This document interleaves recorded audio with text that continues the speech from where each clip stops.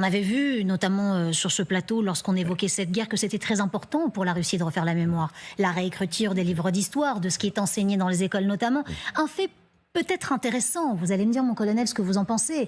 Ce centre pénitentiaire qui a été touché dans la nuit à Zaporijjia. Mais il y a 3 jours, il y a un autre centre pénitentiaire qui a été touché, cette fois dans la région du Donetsk, qui est une région qui n'est pas épargnée non plus depuis le début de cette guerre.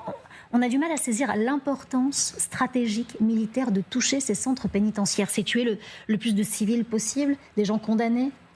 À mon sens, non, c'est pas tuer des gens qui sont condamnés. C'est peut-être plutôt leur permettre de s'échapper. C'est faire une atteinte à l'ordre du pays. Parce que prisonniers russes qui permettraient donc de s'échapper. Alors il y avait dans la prison de Donetsk effectivement des prisonniers russes. Mais dans la prison de Zaporijjia, 274 prisonniers, tous ukrainiens. On a donc du mal à comprendre pourquoi la cible. Oui, mais même si ce sont des prisonniers de droit commun, ce sont des gens qui sont nuisibles pour la société. Donc, frapper des prisons, c'est porter atteinte à la sécurité de l'État ukrainien, sa sécurité intérieure. Et ça continue dans le sens de ce qu'a toujours voulu Poutine, en frappant les villes, en frappant les civils, c'est-à-dire créer la terreur au sein des populations. Donc, frapper des prisons, ça peut permettre à des prisonniers de s'échapper et ça pose des problèmes vis-à-vis de l'ordre et de la sécurité intérieure du pays. Ajouter de l'instabilité à l'instabilité. Absolument. Exactement, oui, c'est ça le but. On tue 50 prisonniers, il y en a 200 qui sont dans la nature, qui vont violer, tuer et faire ce que vous voulez. C'est ça pour cette cible-là en particulier. Mais vous avez raison, mon colonel. Oui, ce sont des bombardements littéralement terroristes. C'est ça, c'est la même stratégie que le bombardement de Londres en 1940. Il n'y a aucune cible stratégique précise, sinon de faire du mal au moral des civils. On en avait parlé tout à l'heure. Combien de temps tiendront-ils ? Eh bien, Poutine et d'autres espèrent qu'ils ne tiendront pas s'ils ont peur, s'ils n'en peuvent plus. D'autant plus qu'il y a un autre axe qui est bombardé H24 par les Russes, parce qu'on connaît cette période de l'été, qui est une période propice pour les Russes pour faire une percée. Beaucoup diraient que les Russes préparent par ailleurs une attaque d'ampleur parce qu'il y a le couperet américain. C'était 50 jours, raccourci à 10-12 jours, il faut donc se dépêcher. Il y a l'axe Soumy-Kharkiv-Dnipro. Pourquoi cette cible est privilégiée vers Agandzeva par la Russie ? Bon, c'est Soumy, Kharkiv, Dnipro, c'est l'axe en fait d'où aussi l'attaque sur le territoire russe a été organisée. Et on se rappelle que depuis, Poutine voulait bien sûr libérer le territoire russe, mais aussi faire cette fameuse zone tampon pour éviter des prochaines aussi attaques sur le territoire russe du côté ukrainien. Parce que quand même, c'était très humiliant, c'était quand même une opération spectaculaire. C'était jamais vu depuis 1941 quand même, l'invasion sur le territoire russe historique. Donc, il cherche à faire cette zone tampon dans les régions de Soumy, par exemple. On voit qu'il n'arrive pas beaucoup à avancer là-bas non plus. J'ai lu récemment que les Ukrainiens ont pu repousser ces attaques et ils tiennent quand même les frontières. Donc, pour l'instant, il n'y a pas beaucoup d'avancées là-bas. Par contre, il y a toute la région autour, effectivement, de Pokrovsk, où il y a la pression. Bon, ici, je passe sous le contrôle du colonel. Il y a beaucoup d'efforts qui est mis pour avancer vers Pokrovsk et pour éventuellement prendre finalement Donbass. Parce que ça fait 3 ans qu'ils n'arrivent pas à prendre entièrement les territoires de l'oblast de Donetsk, donc Donbass. Et au nom quand même de cette région, cette guerre a été déclarée il y a 3 ans. Donc ici, ils font beaucoup d'efforts. Par contre, j'ai entendu parler de cette offensive fameuse depuis déjà mai 2025. Et depuis, on est en août, l'été va bientôt finir, les pluies, l'automne, Rasputitsa. On va dire que le temps passe et que vous ne voyez pas cette offensive. Exactement. Alors j'ai peut-être une réponse pour vous. Pourquoi ? Parce que peut-être 2 blocages pour la Russie. D'abord, il faut réarmer le pays durablement, démographiquement. C'est un lapsus intéressant de parler de démocratie. Et puis, il faut le réarmer aussi avec les armes. Alors, sur le côté démographique, voilà ce que nous disent les services secrets ukrainiens, les renseignements. On va vous montrer notamment ces chiffres. D'ici à 2030, on nous dit que la Russie va devoir intégrer 10,9 millions de personnes dans l'économie, c'est une première chose. Pourquoi 10,9 millions de personnes? Parce qu'il y a 10,1 millions de personnes qui vont partir à la retraite. C'est énorme, c'est beaucoup. Le nombre d'actifs qui part à la retraite va devoir entièrement être remplacé. Et ça veut dire 800 000 nouveaux emplois créés, notamment dans l'armement. Où est-ce qu'on trouve 11 millions de travailleurs russes, alors qu'on a l'impression que tout le monde est déjà sur le champ de bataille, sans vouloir utiliser un mauvais jeu de mots? Est-ce que ça veut dire que les retraités ne partent pas en retraite? Ça peut vouloir dire que les retraités ne partent pas en retraite, parce qu'il y a un déficit démographique absolument catastrophique en Russie. Partout, dans toute l'Europe d'ailleurs.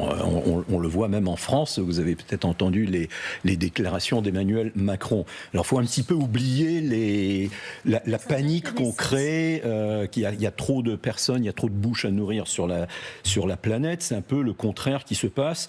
Et surtout, du moins pour les vieux pays industriels, mais surtout pour la Russie. Alors là, c'est là que, à mon avis, que quelque chose peut jouer, effectivement, beaucoup plus que les sanctions économiques. Est-ce que Poutine va envoyer tous les jeunes qui arrivent à l'âge adulte sur le front ou dans les usines, ou est-ce qu'il va essayer de jouer sur les deux ? Va-t-il, et c'est là où il peut y avoir une pression chinoise, les Chinois disent vous avez besoin de 10 millions de personnes, bah écoutez, nous avons trop d'habitants. Alors effectivement, la Chine n'est plus en train d'exploser démographiquement comme autrefois, mais il y a quand même un énorme surplus, surtout d'hommes, à la frontière russe d'ailleurs, parce que les politiques de limitation des naissances, c'est-à-dire la loi des 1 bébé par personne, a fait que vous avez toute une population de mâles qui est en surplus, qui n'a pas pu se marier, ou alors qui s'est marié en faisant du trafic avec des Coréennes du Nord, plus ou moins kidnappées, ou du trafic humain venant de Sibérie. Mais qu'on essaie de comprendre, si les Chinois... Les Chinois peuvent envoyer tout ce surplus d'hommes. Néanmoins, c'est une ligne rouge pour les Chinois de dire on participe à la guerre en Russie. Non, mais ils peuvent aller travailler dans les usines d'armement. Ils seraient naturalisés? Ils deviendraient russes? Est-ce que ça, ce serait... Ils deviendraient sibériens. Regardez ce qui se passe aujourd'hui en Australie. En Australie, vous avez des quartiers entiers. Je ne veux pas faire de sinophobie ou de racisme bête comme le fait Trump. N'empêche, il faut ouvrir les yeux. Les Chinois, le gouvernement chinois a réussi déjà à implanter énormément d'émigrants en Australie. Allez à Sydney voir ce qui se passe. Vous avez des populations entières auxquelles on a donné des subsides pour pouvoir payer l'impôt qui leur permet d'avoir un visa permanent pour l'Australie. Là, il n'y a même pas à faire ça pour la Russie. Le gouvernement chinois n'a qu'à dire à Poutine, écoutez, prenez tous ces immigrants. Prenez 10 millions d'émigrants chinois, ils n'ont qu'à traverser la frontière sibérienne, ils seront tout près de chez eux s'ils viennent de Mandchourie, et puis ils vous embêteront pas. Bon, vous pouvez leur donner généreusement une nationalité russe s'ils veulent. Que dira le Kremlin ? Le Kremlin se fiche de la Sibérie. Poutine pas tellement, mais il y a tellement d'oligarques et de dirigeants soviétiques qui se fichent complètement. C'est pas une priorité pour la Sibérie, ils lâcheront. On connaît l'attachement de Vladimir Poutine à la race russe. Pardon d'utiliser ce mot. C'est le mot qui sort souvent de la bouche de Vladimir Poutine. Attention. Lara Grandzeva, vous allez pouvoir me confirmer ou pas. Ça paraît très compliqué d'imaginer. Non. C'est culturel, c'est pas racial. Oui, en fait, effectivement, c'est une solution rationnelle qu'on peut prévoir juste en fonction de taille de pays et de population. Effectivement, du côté chinois, il y a un surplus énorme. En même temps, le régime de Poutine est assez xénophobe. Et imaginez que, d'ailleurs, il y a beaucoup de peur en Russie que la Sibérie soit colonisée par les Chinois. Et c'est assez xénophobe aussi dans ce sens-là. Donc j'imagine mal qu'il peut accepter le fait de perdre les territoires. Il a construit son régime sur l'idée de réunir les territoires russes historiques et après les donner aux Chinois. Ça, après, il donnera pas aux Chinois. Il donnera pas aux Chinois. Il rêvera au fait qu'on va russifier tous ces Chinois, comme on a russifié les Yakoutes, les Evenks et autres Tchouk. C'est ça. Dans sa tête, c'est ça qui se dit. De russifier le monde. C'est ça qui se dit. Voilà, exactement. C'est le monde russe, Ruski Mir. Hein. Bon, d'autant plus que la Russie. Sauf que c'est pas lui qui.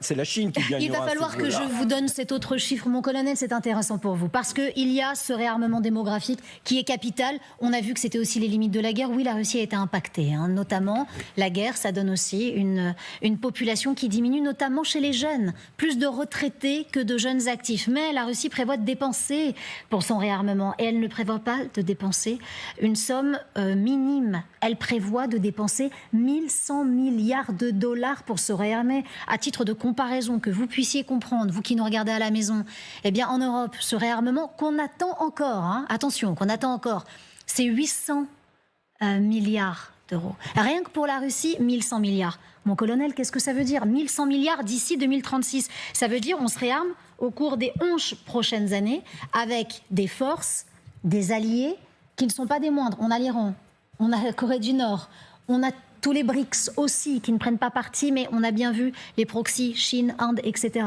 Qu'est-ce que ça fait? Alors déjà, c'est un budget supérieur au budget américain qui vient de passer les 1000 milliards de dollars et qui est faramineux. Deuxièmement, si la Russie arrivait à consacrer un budget comme ça pour son armement, en capacité de production, ce serait le double ou le triple de la capacité de production des États-Unis d'Amérique, parce que les salaires sont inférieurs, le coût de production est bien moindre en Russie qu'aux États-Unis.